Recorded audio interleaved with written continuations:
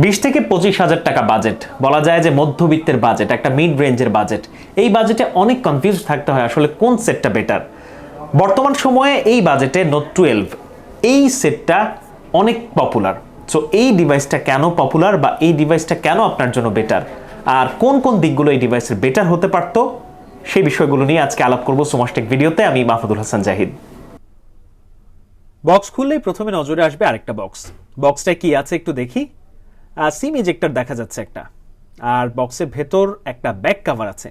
এই জিনিসটা কিন্তু খুবই ভালো, কারণ অনেক সময় দেখা যায় নতুন মডেলগুলোর ক্ষেত্রে বা অনেক মডেলেই ইনস্ট্যান্ট কভার পাওয়া যায় না। সো যারা নতুন কিনছেন ডিভাইসটা, ইনস্ট্যান্ট কভার না পাওয়া গেলে এই যে ব্যাক কভারটা আছে এইটা দিয়ে কিন্তু মোটামুটি একটা লং টাইম বা একটা শর্ট টাইমে আপনি ইজিলি ইউজ করতে পারবেন এই ব্যাক কভারটা। এছাড়াও যদি দেখি অ্যাজ ইউজুয়াল চার্জিং অ্যাডাপ্টার এগুলো থাকে, অ্যাডাপ্টার এবং অ্যাডাপ্টারটায় 33 ওয়াট লেখা আছে। আর এইটা এই বক্সিংয়ের সবচেয়ে বলা যায় যে খুবই ইম্পর্ট্যান্ট একটা পার্ট। অনেক ফোনেই বর্তমানে দেখা যায় যে যত ওয়াট সাপোর্ট করছে ঠিক তত ওয়াটের অ্যাডাপ্টার কিন্তু দেওয়া হয় না, আলাদা কিনে নিতে হয়। সো এইখানে ব্যাপারটা এমন না, 33 ওয়াট এই ডিভাইসটা সাপোর্ট করে এবং 33 ওয়াটের অরিজিনাল একটা অ্যাডাপ্টার দেওয়া হয়েছে। আর সেই সাথে টাইপ সি একটা চার্জিং কেবল দেওয়া হয়েছে। সো বলা যায় যে ব্যাটারি ব্যাকআপের ক্ষেত্রে 33 ওয়াট একটা ভালো একটা ব্যাকআপ আপনি পাবেন। এবার আসা যাক এর ফার্স্ট লুকেই আপনার মন কাড়বে এই ডিজাইন। চমৎকার একটা ডিজাইন। আমাদের কাছে আইস ব্লু কালারটা আছে, এর সাথে কিন্তু আরো দুটো কালার পাওয়া যায়, অনিক্স গ্রে আর হচ্ছে মিন্ট গ্রিন। তবে কালারটার সাথে আপনি যেই স্লিমনেস এটার এবং যে লাইট ওয়েট, এইটা কিন্তু এই ডিভাইসটার একটা বড় অ্যাট্রাকশন। আমাদের রাশেদ ভাই বলছিল যে এই ফোনটা এতটা স্লিম কিছুটা আইফোন ভাব আছে, আর রাসেল বলছিল আউটলুকটা নাকি বেশ ভালোই, এবং যতজন দেখেছে প্রত্যেকেই আউটলুকের খুব প্রশংসা করেছে। আর আউটলুকে বলতে গেলে এর সাইডে সাইড মাউন্টেড ফিঙ্গারপ্রিন্ট ইউজ করা হয়েছে, আর সেই সাথে হেডফোন জ্যাক হিসেবে ইউজ করা হয়েছে সেই হারিয়ে যাওয়া 3.5mm পোর্ট। ডিসপ্লে সেকশন নিয়ে একটু আলাপ আলোচনা করা যাক। ডিসপ্লে সেকশনে ইউজ করা হয়েছে 6.6 ইঞ্চ অ্যামোলেড ডিসপ্লে, যাতে ব্রাইটনেস থাকছে 1200 নিটস পর্যন্ত। তাই বলা যায় যে আপনি ইনডোর বা আউটডোর যেখানেই থাকেন না কেন খুব চমৎকার ব্রাইটনেস পাবেন। আর অ্যামোলেড ডিসপ্লে কিন্তু বর্তমানে সবারই চাহিদায় থাকে, কারণ অ্যামোলেড ডিসপ্লে না থাকলে কিন্তু ভালো একটা মুভি বা ভিডিও কন্টেন্ট কিন্তু এনজয় করা যায় না। সো অ্যামোলেড ডিসপ্লে আর 120 হার্টজ রিফ্রেশ রেট থাকায় আপনি একটা ইউজার এক্সপিরিয়েন্স পাবেন খুব স্মুথ। আর সেই সাথে এটাতে কিন্তু ইউজ করা হয়েছে SGS eye care display. So SGS এর সার্টিফিকেশন অনুযায়ী এই ডিসপ্লে আপনার যে চোখ আছে সেটাকে কিন্তু স্পেশাল একটা সুরক্ষা দিবে। সো বলা যায় যে ডিসপ্লে সেকশনে অ্যামোলেড ডিসপ্লে থাকায় আর 6.6 ইঞ্চ একটা বিগ স্ক্রিন থাকায় আপনি মুভি হোক, ইউটিউব কন্টেন্ট হোক, যে কোনো কিছু খুব ভালোভাবে এনজয় করতে পারবেন। সেক্ষেত্রে গেমিং এর ক্ষেত্রেও কিন্তু একটা বিগ স্ক্রিন আপনি পাবেন। এবার আসা যাক এর পারফরমেন্সের ক্ষেত্রে একটা বেটার পারফরমেন্স পাবেন, কারণ এতে স্ন্যাপড্রাগনের প্রসেসর ইউজ করা হয়েছে। স্ন্যাপড্রাগন 685 6 ন্যানোমিটার চিপসেট ইউজ করা হয়েছে।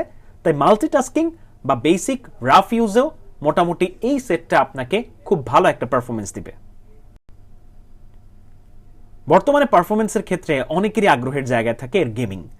আমরা অনেকভাবেই গেমিং ট্রাই করেছি ডিভাইসটাতে। ডিভাইসে যখন মোটামুটি আমরা রেসিং গেমসগুলো খেলেছি বা একটু হাই পাওয়ারই খেলেছি, হাই পাওয়ারগুলো নর্মাল মোডে মোটামুটি আমাদের ভালোই সাপোর্ট দিচ্ছিল, কিন্তু একটু হাই মোডে বা একদম হাই মোডে কিছু ক্ষেত্রে আমরা কিছু ল্যাগ পেয়েছি। আসলে 20-22-25 হাজার টাকা এই বাজেটে আপনি কিন্তু হাই পাওয়ারফুল গেমিং এক্সপিরিয়েন্স যদি আশা করেন, সেটা কিন্তু খুব একটা বেশি আশানুরূপ হবে না। সো এইটাতেও আপনি একদম হাই লেভেল বা হাই পাওয়ারফুল গেমগুলো যদি খেলেন তাহলে মোবাইলটা একটু প্রেশার পড়ে যাবে। কিন্তু নর্মালি গেমিং এর ক্ষেত্রে বেসিক লেভেলে যদি আপনি গেমিং করেন বা নর্মাল মোডে যদি আপনি গেমিংগুলো করেন, সো বলা যায় মোটামুটি ভালো একটা পারফরমেন্স পাবেন। আর সেই সাথে অ্যান্ড্রয়েড 13 আর MI UI 14 থাকায় মোটামুটি বলা যায় যে পারফরমেন্স সেক্টরে আপনি একদম লেটেস্ট যে আপডেট সেইটা কিন্তু পাচ্ছেনই।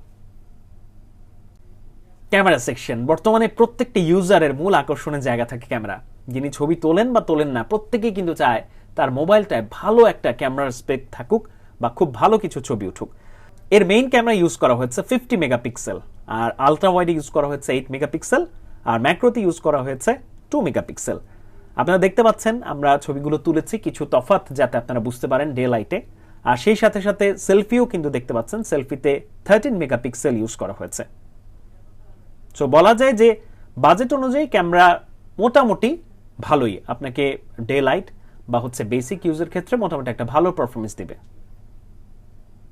এই ডিভাইসের একটা বড় পজিটিভ দিক এর ব্যাটারি সেকশনের ব্যাকআপ।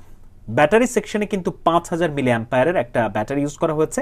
আর সেই সাথে ফার্স্টেই বলেছি 33 ওয়াট ফাস্ট চার্জিং সাপোর্ট।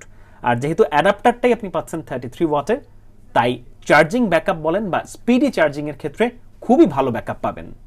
তাই যারা চান যে আপনার চার্জিং ব্যাকআপটা খুবই ভালো থাকুক এবং স্পিডি চার্জ হোক, তাদের জন্য ফার্স্ট র্যাঙ্কিংয়ে থাকবে এই ডিভাইসটা। সো ফাইনালি যদি আমরা একটা সামাপের দিকে আসি, এটার পজিটিভ দিকে প্রথমেই থাকবে এটার লুক আর স্টাইল।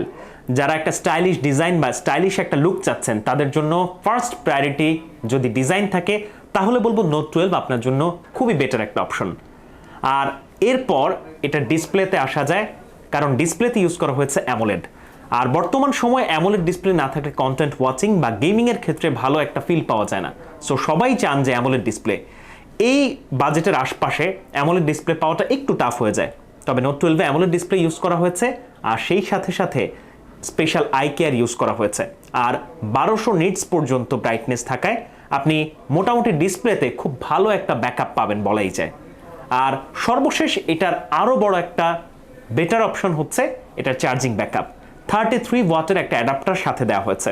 সো চার্জিংটা আপনি খুব স্পিডি পাবেন, আর 5000 mAh এর ব্যাটারি থাকায় ব্যাটারি ব্যাকআপ পাবেন একদম ফুলফিল। সো এবার আসা যাক এই ফোনটার আর কোন কোন দিক আরও বেটার হলে পারতো। প্রথমেই বলা যায় build quality. Plastic frame use করা হয়েছে। সো এর জায়গায় যদি আরও বেটার কিছু বিল্ড কোয়ালিটি হতো বা আরেকটু যদি মজবুত হতো, সো সেটা আরও বেশি প্রেফারেবল হতো। তবে প্লাস্টিক ইউজ করা হলেও ব্যাকে এটার ডিজাইনটা কিন্তু সেই যে প্লাস্টিকের বডিটাকে আরও কয়েক গুণে হচ্ছে বাড়িয়ে দিয়েছে। স্টাইল আর ডিজাইনের দিক থেকে বারবারই বলছি যে চমৎকার একটা ডিভাইস। আর এরপর আসা যায় যে এইটা 4G একটা ডিভাইস। অনেকেই বাংলাদেশে প্রেফার করে থাকেন 5G ডিভাইস, যদিও আসলে 4G বা 5G খুব একটা তফাৎ বাংলাদেশে এখন পর্যন্ত করেনি। কিন্তু যেহেতু এই বাজেট যারা 20 থেকে 25,000, তারা যেহেতু একটা ফোন লং টাইম ইউজ করতে চান, যে 1.5 থেকে 2 বছর, তারা কিন্তু 5Gটা প্রেফার করেন। সো যদি 5Gটা হতো আরও বেটার হতো।